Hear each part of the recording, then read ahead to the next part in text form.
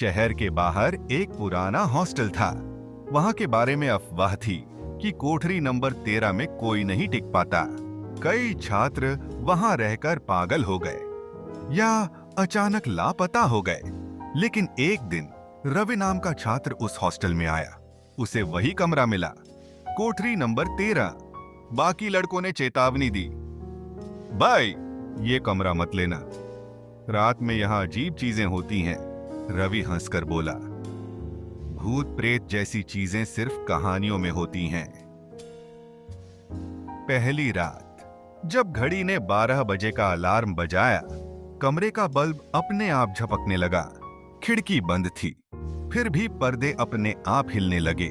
रवि ने सोचा, ये सब बस मेरी कल्पना है। लेकिन जब उसने पलंग से एक अजीब सी आह सुनी तो उसकी धड़कन तेज हो गई। उसने खुद को समझाया कि ये सब उसके दिमाग का खेल है। दूसरी रात अंधेरे में एक ठंडी हवा का झोंका आया। रवि ने देखा कि दीवारों पर अजीब से साए बन रहे थे। उसने हिम्मत जुटाई और दीवार की ओर बढ़ा। अचानक उसे एक पुरानी तस्वीर मिली जिसमें एक युवक था जो ठीक उसी कमरे में खड़ा था। तस्वीर के नीचे लिखा था, वापस मत आना। रवि का दिल धड़कने लगा, लेकिन वह डर को नकारते हुए सो गया। तीसरी रात जब वह सो रहा था, उसे एक खुसफुसाहट सुनाई दी। रवि, यहां से भागो। वह जाग गया और चारों ओर देखा। कमरे में कोई नहीं था, लेकिन खिड़की अब खुली थी। रवि ने अपने दोस्तों की चेतावनियां याद की। क्या वह सच में पागल हो रहा था? फिर अचानक कमरे का दरवाजा अपने आप बंद हो गया। रवि ने दरवाजे को खोलने की कोशिश की, लेकिन वह अटकी हुई थी।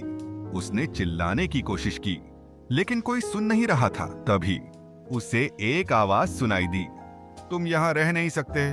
वह आवाज उसके कानों में गूंजने लगी।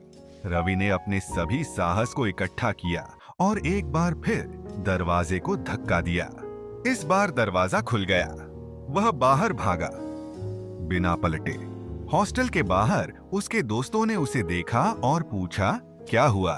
रवि ने बस सिर हिलाया और कहा, कोठरी नंबर 13 में कुछ है जो मुझसे नहीं चाहता था। उस रात के बाद रवि ने कभी भी उस हॉस्टल का सामना नहीं किया। लेकिन शहर में अब भी लोग उस कमरे की कहानियां सुनाते हैं और कोई भी कोठरी नंबर 13 में जाने की हिम्मत नहीं करता।